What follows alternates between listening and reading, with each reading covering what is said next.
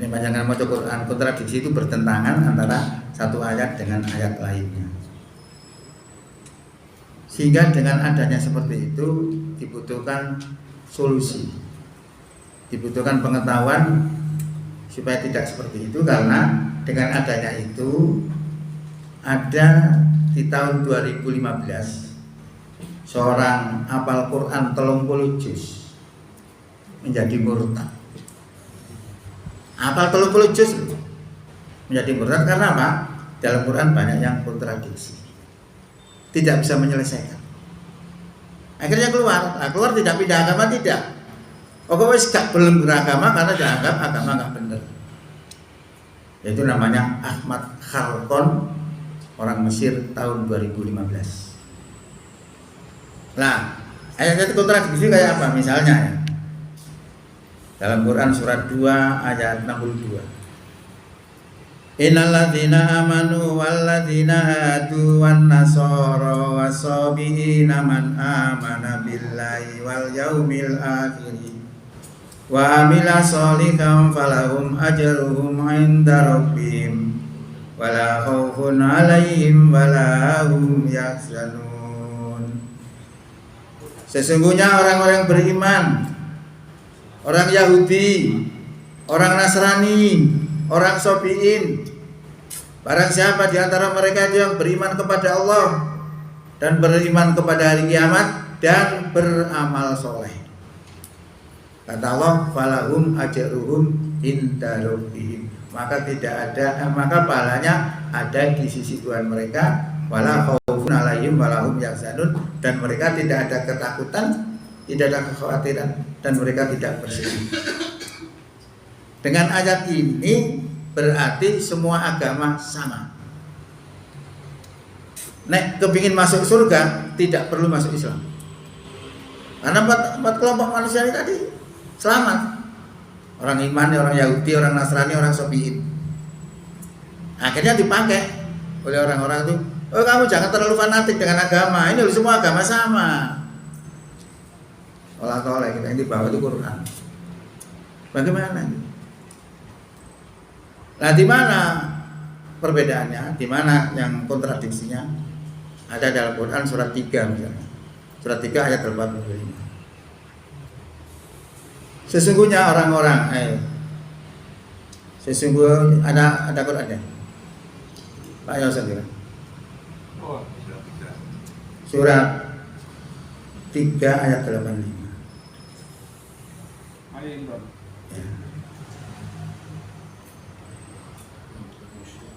Wa may yabtaghi ghairal Islam madina. Barang siapa mencari agama selain Islam, fala yuqbala minhu, maka tidak diterima daripadanya, wa huwa fil akhirati minal khosirin, dan pada hari kiamat di hari kiamat tidak diterima. Wa may yabtaghi ghairal Islam madina fala yuqbala minhu wa huwa fil akhirati minal khosirin, dan di akhirat termasuk orang yang rugi. Jadi memeluk selain Islam tidak diterima. Tadi ayat yang saya bacakan tadi pertama tadi diterima. Kontradiksi. Bagaimana cara menyelesaikannya? Nah, ini penting. Ada lagi. Segala apa musibah yang datang kepada kita, yang terjadi pada kita dan di dunia ini, sudah tertulis sebelum Allah menciptakannya, dan itu mudah bagi Allah. Ini masalah musibah. Tapi ada ayat lain. Musibah yang menimpa kita, keburukan yang menimpa kepada kita, itu adalah kesalahan dari diri kita sendiri. Bertentangan. Banyak sekali ayat seperti itu. Nah, ini kalau kita pahami, itu menjadi kita tuh lebih mantap, lebih yakin, sehingga keluarnya Zarqon tadi bisa kita jawab. Ada yang bisa memberikan tanggapannya? Kalau kita terjadi seperti itu bagaimana? Quran. Makanya harapan kita itu sebenarnya kita tuh mampu. Kita sudah ngaji lama, tapi ngaji persoalan jarang. Ini termasuk persoalan. Ngaji-ngaji persoalan itu dengan diskusi itu lebih sip, lebih pas. Nah ternyata memahami ayat itu memang tidak bisa satu, tidak bisa satu ayat gitu saja, harus terkait dengan yang lainnya. Nah itu dirumuskan untuk memahami ayat itu dengan ilmu yang namanya ilmu tafsir. Ilmu tafsir adalah ilmu untuk memahami ayat. Nah ilmu tajwid, ilmu untuk membaca Quran, ilmu itu. Nah metode di dalam memahami ayat itu yang disebut ilmu tafsir itu ada kurang lebih 8. Yang satu namanya bil maksur. Memahami ayat dengan bil maksur itu adalah memahami ayat dengan ayat. Kemudian ayat dengan hadis, kemudian ayat dengan asbabun nuzul. Dengan 3 pendekatan ini akan kita ketahui maksud daripada ayat itu. Contoh yang saya tadi bilang bertentangan. Ternyata kalau kita dekati dengan pendekatan ilmu tafsir tidak bertentangan. Kalau kita lihat asbabun nuzulnya, sebab turunnya ayat yang semua agama sama tadi, itu berkenaan dengan seorang bernama Salman Al-Farisi. Dia seorang apa itu yang masuk Islam baru itu namanya mu'alaf, berasal dari Nasrani.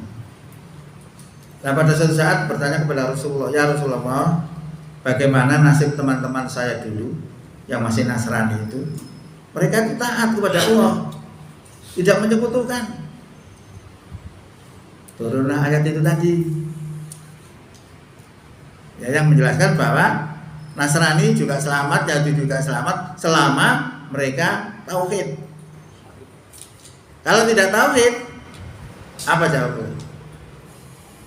Walaqad kafara alladziina qalu innallaha salisu salasa. Sungguh telah kafirlah orang yang mengatakan bahwa Allah adalah salah satu dari yang 3. Siapa yang mengatakan Allah salah satu dari yang 3? Paham Nasrani. Nah kalau sudah memahami seperti itu, kata Allah, walaqad kafara, dan sungguh-sungguh telah kafir. Kode Nasrani ini penjelasannya beda. Nasrani yang di sini tadi yang menganggap Tuhan itu 3, kafir kata Allah. Tapi yang masih tahu kita tadi tidak. Tadi bodoh-bodoh Nasrani ini tadi Nasrani yang masih tauhid selamat. Nasrani yang tidak tauhid kafir. Lu tidak bertentangan. Tapi kalau kita bicara melihat secara teksnya saja ya bertentangan. Maka pendekatan itu perlu. Tetapi pendekatan dengan Quran belum tentu semua ada. Quran dengan hadis juga belum tentu semua ada. Quran dengan asbabun nuzul juga belum tentu semua ayat itu ada. Muncul metode-metode yang lain. Tapi kunci pertama dari yang dilihat adalah dengan metode bil maksur tadi. Maka ada yang namanya metode birro'yi. Birro'yi itu dengan akal pikiran itu bisa diterapkan selama dalam Quran dan hadis tidak ada. Ya. Kalau ada, tidak boleh. Misalnya kita menafsirkan ayat Al-Fatihah. Siratal ladzina an'amta 'alaihim. Jalannya orang yang telah Engkau beri nikmat atas mereka. Siapa yang diberi nikmat? Mungkin bayangkan kita ada dikasih nikmat itu hartanya banyak. Ternyata tidak. Quran menjelaskan orang diberi nikmat itu para nabi, para sholihin, shodiqin. Nah itu namanya Quran dijelaskan dengan Quran. Tadi bukan tafsiran kita. Kalau kita mentafsirkan sendiri itu namanya birro'yi.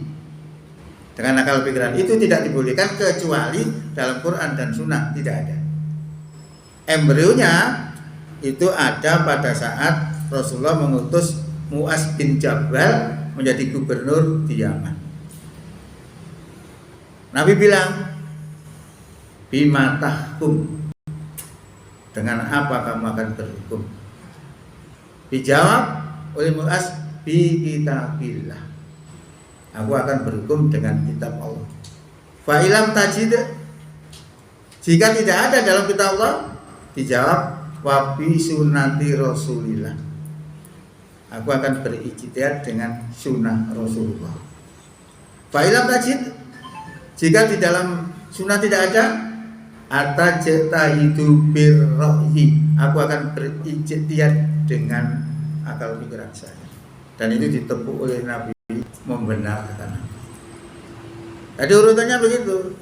Tidak langsung kita pakai ra'yi begitu. Ada juga pendekatan yang namanya isyari. Isyari tidak semua orang bisa.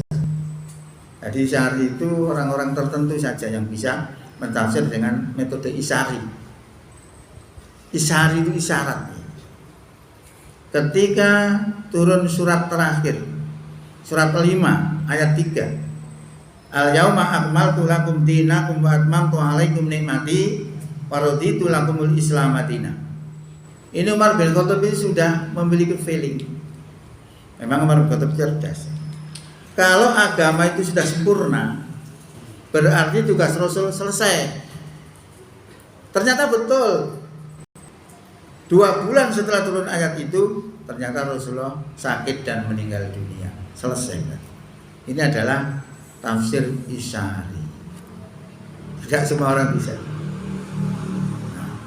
Kemudian juga ada tafsir yang namanya tahlili. Tahlili itu mentafsir Quran dari urut, dari Fatihah sampai Nas. Tapi ini sebenarnya lebih sulit karena akan menghadapi berbagai macam disiplin ilmu. Ya urut itu. Sekarang orang itu kan sebenarnya tidak mentafsir. Yang mengajar tafsir kan membacakan tafsir. Tafsir sendiri memiliki beberapa persyaratan.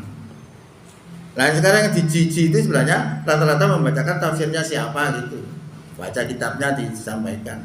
Itu namanya bukan tafsir tapi membacakan tafsir. Kalau tafsir sendiri itu adalah kemampuan menganalisa Quran yang ada. Dan itu di Indonesia terbatas orangnya. Ya. Kali ini itu begitu. Kemudian ada lagi namanya tematik. Tematik itu adalah mentafsirkan ayat-ayat Quran berdasarkan tema. Misalnya tema jihad, dikumpulkan ayat-ayat yang berkaitan dengan jihad, pahala-pahala jihad, orang mengingkari jihad khusus. Tapi dasar yang dipakai adalah bil maksud. Nah kalau kita sudah pelajari seperti itu, maka yang kontradiksi tidak ada. Dalam kitab yang namanya mempelajari ilmu Quran, orang membagi ayat-ayat yang radikal yang tidak bisa ditafsir itu bermacam-macam. Ada yang mengatakan 20 ayat, ada yang mengatakan 10 ayat, bahkan ada yang mengatakan 8 ayat. Berarti kalau ayat itu bisa ditafsir tidak ada masalah. Kan gitu aja sebenarnya. Nah ini juga perlu ilmu-ilmu seperti ini kita mengetahui. Ya supaya kita ada problem, oh sudah bisa, nggak masalah. Jawab kalau perlu didakwai. Gitu. Itu dalam mengatasi terkait dengan apa tadi? Kontradiksi. Nah, sekarang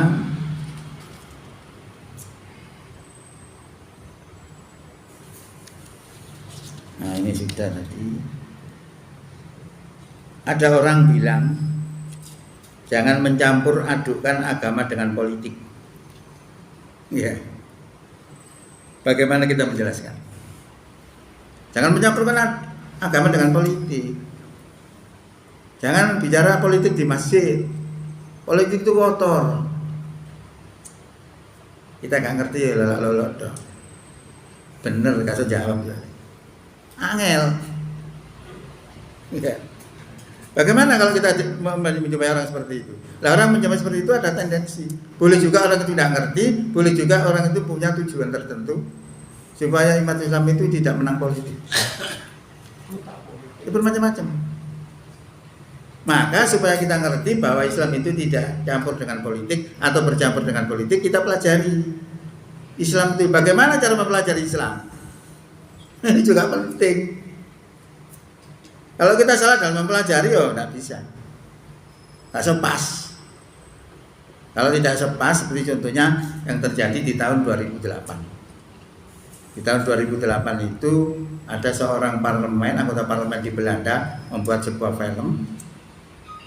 Film itu namanya Fitnah, yang mendiskreditkan Islam, bahwa ajaran Islam itu ajaran yang tidak pantas untuk manusia, karena mengajarkan kekerasan. Dan tunjukkan ayat-ayatnya. Itu ayat itu. Bagaimana kita menyikapi itu? Maka saya bisa langsung melihat bahwa orang anggota parlemen nanti yang bernama Jadwal tadi dalam mempelajari agama itu tidak menggunakan metode normatif, tetapi menggunakan metode historisitas. Historisitas itu mempelajari agama dari pemeluk agama tersebut. Nah, tahun 2008 itu banyak terjadi teroris. Maka disimpulkan, oh agama Islam itu ngono koyo ngono. Nah ini ya, kayaknya di situ kalau kita nggak paham, banyak dikerjai kita. Saifuddin Ibrahim pernah ngomong, orang Islam itu ajaranmu loh, ajaran kekerasan, ajaran nggak pantas. Tuh dalam Al-Quran surat 2 ayat 191, disuruh membunuh gimana saja dijumpai mereka. Ajaran kekerasan ini, kita nggak ngerti benar berarti. Nah di situ dia tidak bisa bedakan antara ayat-ayat yang coraknya radikal tadi dengan ayat-ayat yang moderat, tidak bisa bedakan. Maka saya bedakan itu kalau ayat-ayat yang coraknya seperti itu khususon disebut ayat-ayat yang khos. Ayat khos itu ayat yang memiliki sebab. Nah contoh kalau misalnya orang itu nyolong, hukumnya potong tangan. Tapi itu masih dilenturkan lagi dalam hukum itu. Nah saya ini boleh nyolongin mergo paceklik. Ya, ekonomi hancur semua, makanan tidak ada, terpaksa makan nyolong. Ya apa nih? Nah nyolong yang model seperti itu masih dimaafkan, tetapi nyolong yang profesional potong tangannya. Berarti ilatnya, sebabnya adalah mencuri. Kalau tidak mencuri, walaupun ayat ini ada, tidak bisa diterapkan. Karena berlakunya hukum itu kalau ilatnya ada. Sampai di kiamat kalau orang nyolong padahal hukumnya sudah ada, ya nganggur. Nah orang-orang itu sama dengan begitu, gak ngerti ilatnya. Maka orang tadi itu saya sudah bisa menyampaikan, berarti Jadwal tadi dalam menilai Islam menggunakan metode historisitas. Karena kita punya ilmu bisa melihat. Nah kalau yang kedua itu yang pertama sebenarnya, ya boleh dikatakan kedua tidak masalah. Itu normatif. Normatif itu mempelajari agama dari sumber teks agama itu. Kalau kita belajar Hindu, jangan dilihat orangnya. Kalau orangnya akhirnya kita metodenya pakai metode historisitas tadi. Hasilnya apa? Inklusif. Tapi kalau normatif mempelajari dari kitabnya, hasilnya akan beda. Karena orang bisa cenderung untuk melanggar. Sehingga orang tidak mengerti disimpulkan pelanggaran itu sebagai keyakinan agama padahal bukan. Tapi kalau kita lihat isinya beda. Nah, sekarang misalnya kalau Islam itu sumber teksnya apa? Dua sumber hukumnya, Quran dan hadis. Itu mengacu kepada Rasulullah. Ya beliau tinggalkan dua perkara, jika berpegang pada keduanya, saya tidak akan tersesat abadan selamanya. Yaitu kitab Allah dan sunnah Rasul. Itu yang dipakai sumber hukum dalam hukum Islam adalah Quran dan As-Sunnah. Nah setelah kita pelajari itu, akan kita temukan bahwa ajaran Islam itu ada 3 garis besar. 1 tentang akidah. Akidah bicara tentang keimanan. Nah, itu yang diajarkan oleh para nabi dari Adam sampai kita, mengajarkan tauhid. Jangan syirik. Itu aja yang diajarkan. Cuma syariatnya bisa jadi beda. Zaman Nabi Adam sama dan Nabi Muhammad beda. Kalau Nabi Muhammad nikah dengan saudara kandungnya dosa. Nah, zaman Nabi Adam tidak dosa. Karena apa? Tidak ada manusia. Manusia cuma anaknya Nabi Adam kok. Ya kawinnya dengan saudara kandungnya. Itu tidak haram, tapi kalau sekarang haram. Jadi satu tentang kawin, yang kedua tentang syariah, yang ketiga tentang akhlak.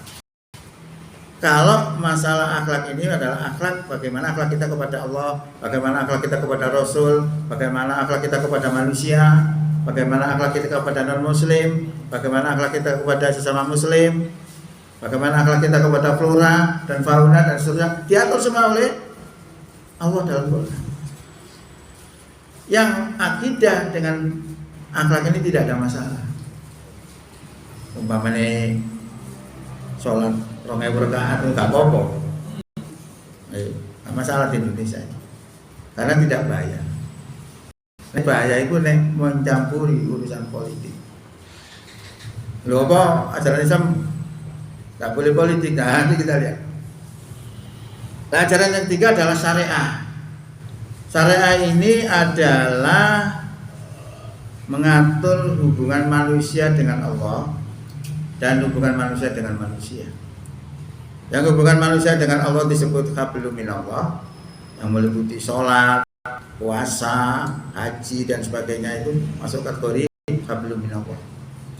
Yang hablum minanas lebih banyak.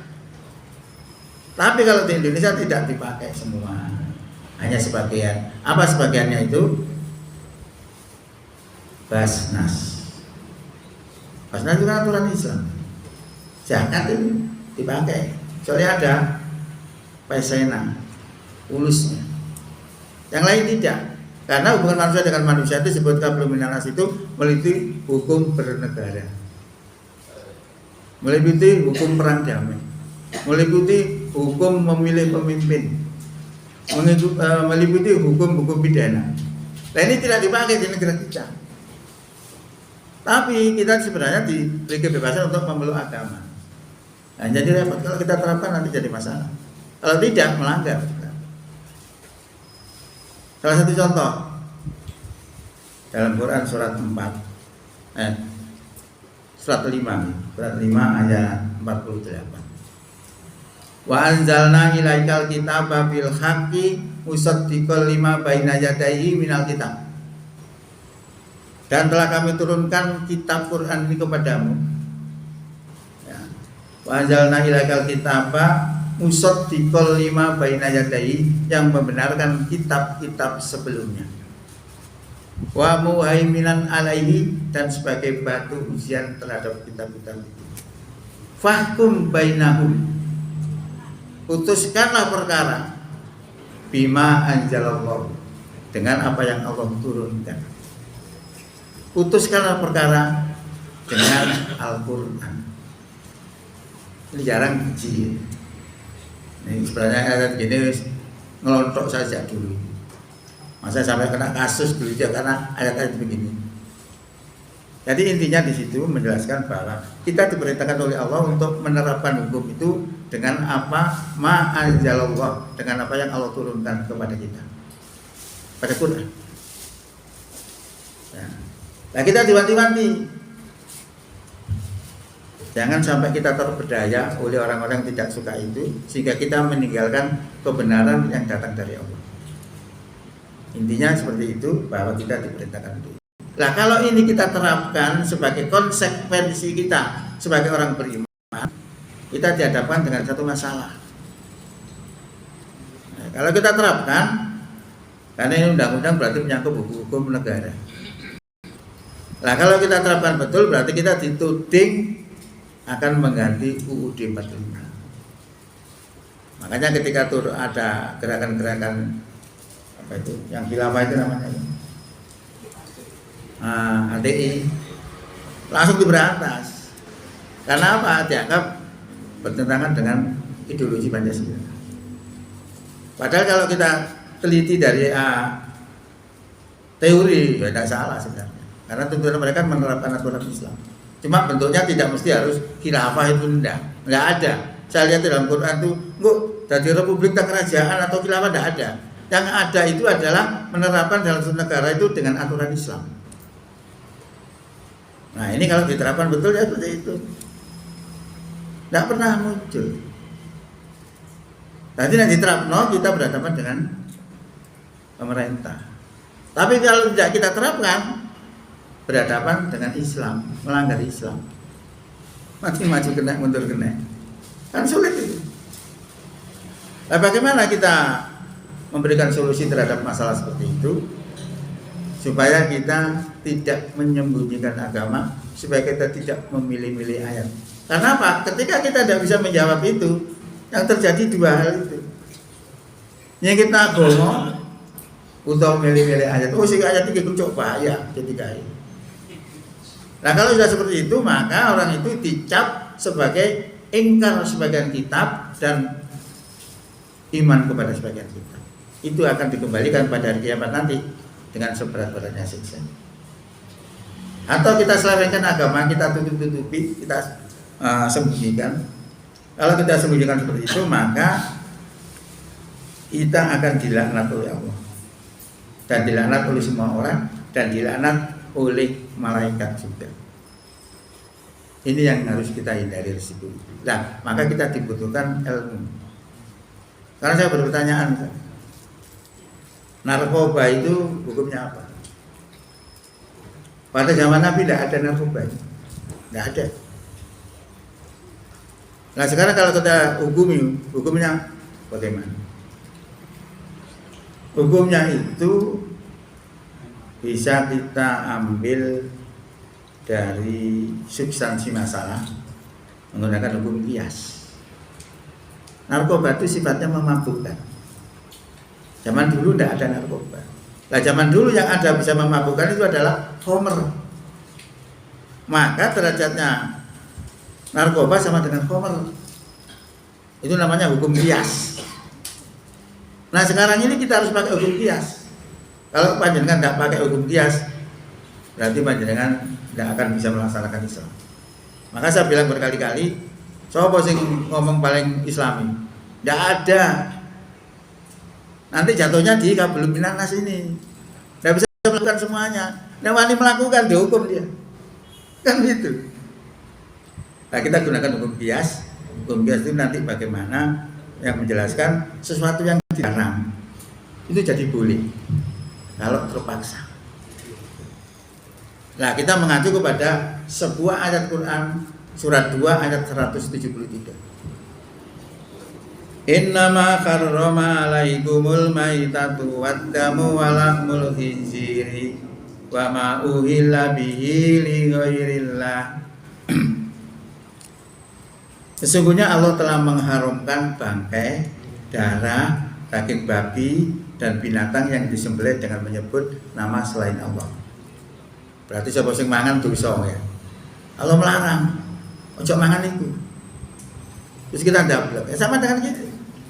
Jangan memakai hukum selain hukum Islam. Iso. Ayat itu belum selesai ternyata begini. Famanit turra ghaira baghin wala adin. Barang siapa terpaksa memakannya padahal dia tidak menghendaki dan di dalam memakannya tidak melampaui batas, kata Allah apa? Fala isma alaihi, tidak ada dosa atasnya. Berarti orang melanggar tadi itu tidak dosa terpaksa. Ini harus kita pegang. Nah, sama dengan kita diperintahkan oleh Allah menerapkan hukum. Padahal kita tidak bisa melakukan. Itu sama dengan makan barang haram tadi karena terpaksa. Maka kalau kita bandingkan, kita makan barang terpaksa yang dilarang oleh Allah karena terpaksa dibandingkan dengan orang yang juga makan barang larangan itu dengan sukarela, di hadapan Allah tidak sama. Yang terpaksa tadi justru dapat pahala. Loh, kok bisa dapat pahala? Karena melaksanakan aturan Allah. Yang terpaksa tadi yang dengan sukarela dosa. Maka kalau saya ditanya, milih di Pancasila Islam, saya milih Islam. Lo berarti berontak, lo itu apa yang berontak? Itu ilmu. Jadi ilmu itu tidak bisa dihukum. Kalau saya bilang komunis itu anti Tuhan, itu ilmu. Islam itu begini, itu ilmu. Tidak bisa dihukum. Yang bisa dihukum adalah tindak pidana. Nah itu. Maka saya dulu itu pernah diberitahu oleh guru saya, yang harus sidang, nanti kejar, beri pertanyaan hakim itu. Bagaimana saya menjadi orang Islam yang baik, yang tidak melanggar aturan negara, dan bagaimana menjadi warga negara yang baik, yang tidak melanggar Islam? Pasti tidak bisa jawab dia. Kalau dia bisa jawab, dia akan seperti itu sifatnya. Nah itu ya. Ini ilmu penting sebenarnya. Nah ini sudah cukup, Pak. Oke. Itu kan alhamdulillah tajam ya. Oke.